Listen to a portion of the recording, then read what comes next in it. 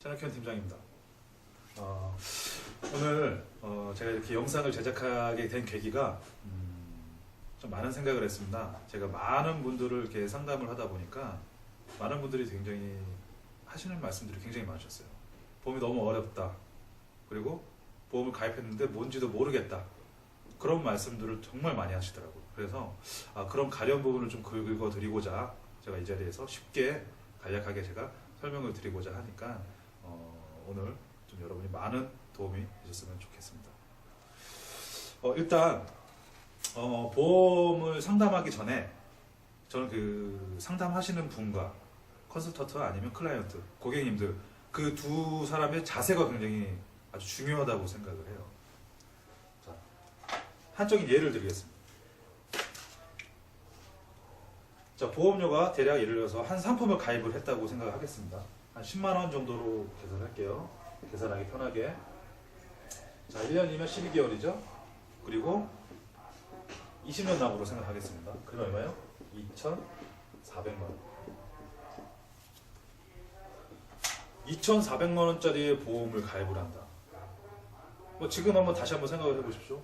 나는 그동안에 10만 원짜리의 상담을 가입을 했는데 결국 그럼 어떻게 되냐? 10만 원짜리에 대한 상담이 아니라 2,400만 원짜리에 대한 상담을 받았는가 한번 생각을 해보십시오.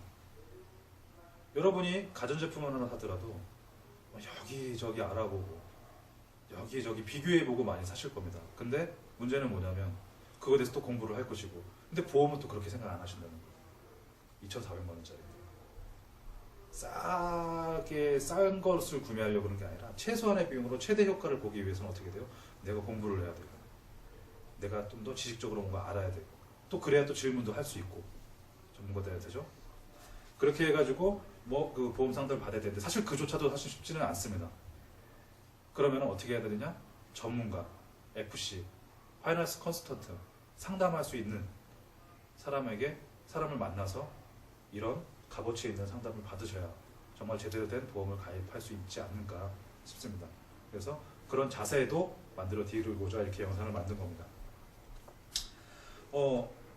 제가 한 3년 전에 어떤 분이 계셨어요. 사실 제가 보험을 시작을 해서 상담을 하면서 제가 많은 고객님들한테 굉장히 많은 것들을 배우고 있습니다. 근데 또한 이 고객님에 의해서 좀 전환점이 됐던 것 중에 하나가 당뇨라는 질병을 갖고 계셨어요.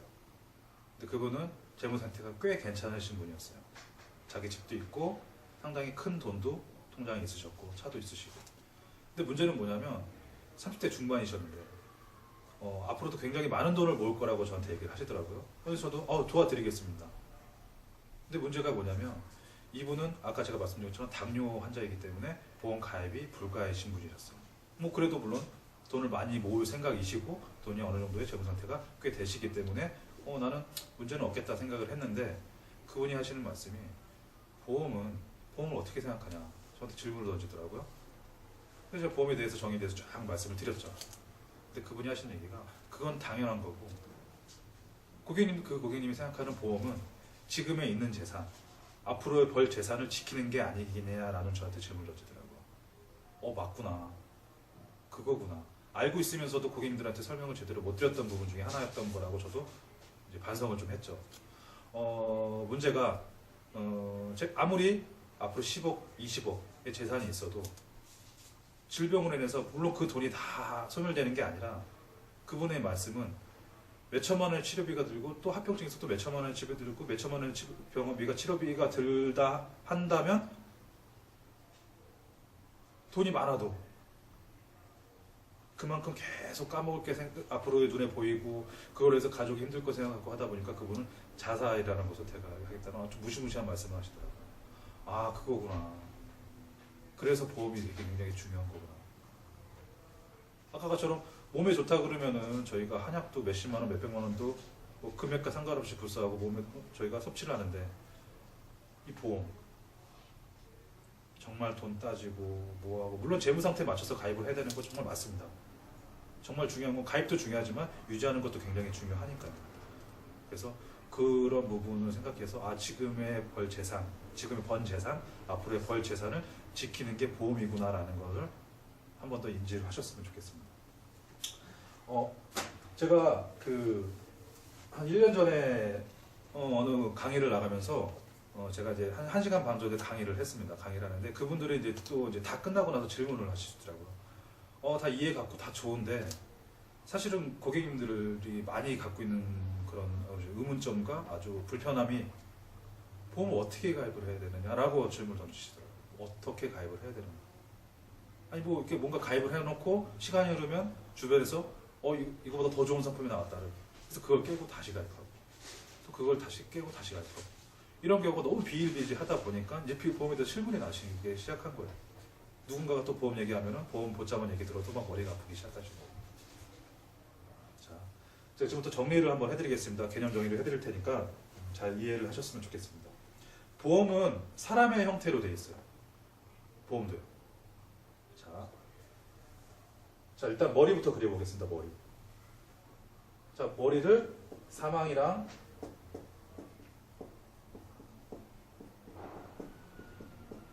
휴유장애로 제가 분류를 하겠습니다. 자, 휴유장애에 대한 발표를 하겠습니다.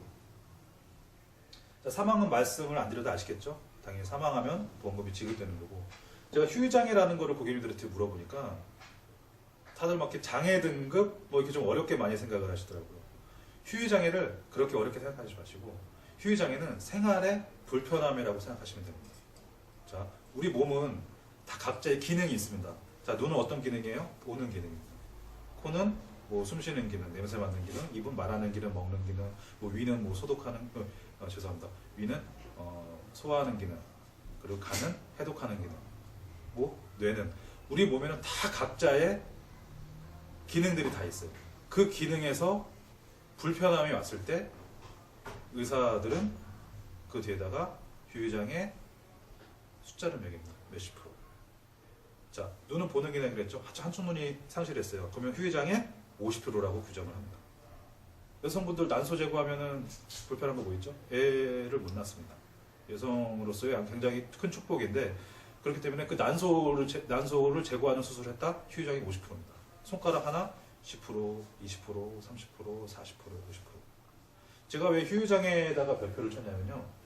휴유장애의 중요성도 많은 분들이 인식을 못하세요. 사실 사망도 굉장히 중요하지만 휴유장애는 살아있는 동안에 많은 가족들이 고통을 또 받잖아요.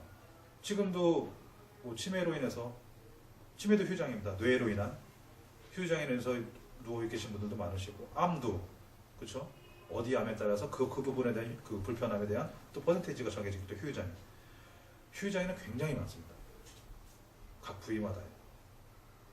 그렇게 됐을 때 받는 그 환자의 고통도 있겠지만은 그 가족들이 갖고 있는 고통, 아까 제가 말씀드렸던 당뇨 환자의 예를 들어서 봐도 이해가 좀 가실 겁니다.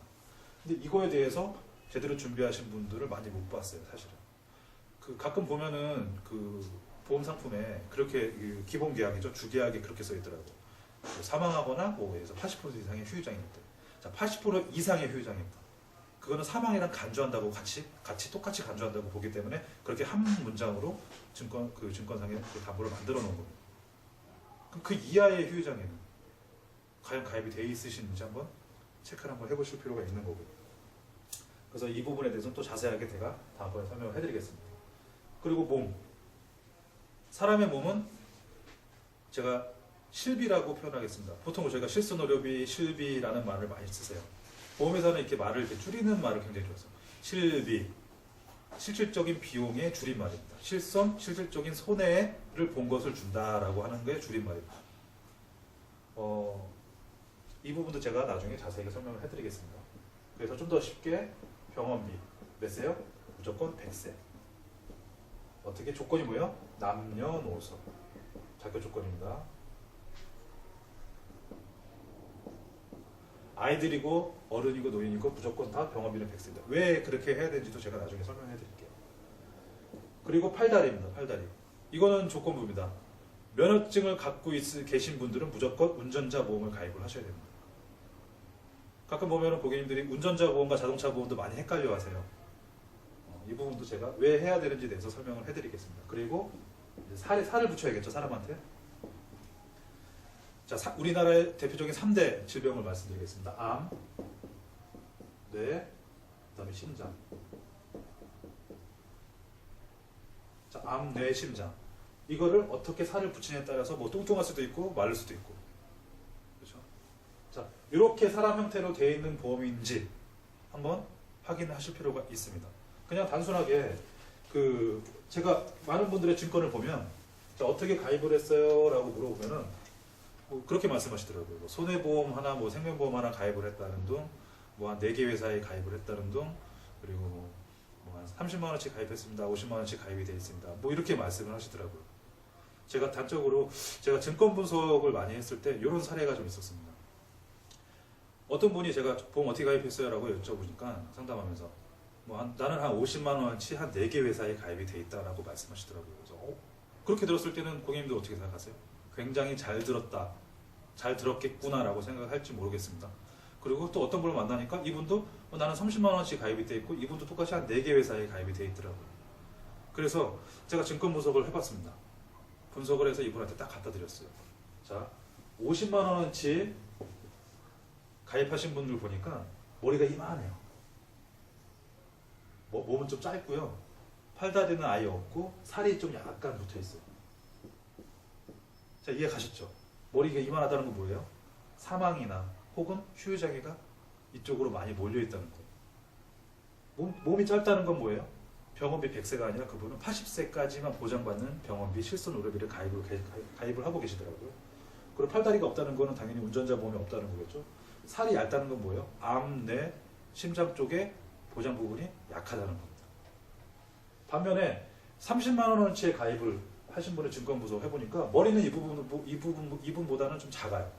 작지만 팔다리, 살 골고루 잘 가입이 돼 있으시더라고요. 그래서 제가 여쭤봤습니다. 어떤 게 더 보험이 가입 잘 돼 있는 거예요? 그럼 다시 이렇게 얘기하시더라고요. 처음에 금액만 얘기했을 때는 이게 더 잘 돼 있을 거다라고 많은 분들이 얘기하셨지만 나중에 이렇게 말씀을 드리니까 그럼 30만 원어치 가입하신 분이 정말 잘 들었다라고 말씀을 다시 또 하시더라고요. 근데 저는 항상 말씀드리는 거지만 이 세상에선 나쁜 보험이 절대 없습니다. 그게 나한테 맞느냐 안 맞느냐.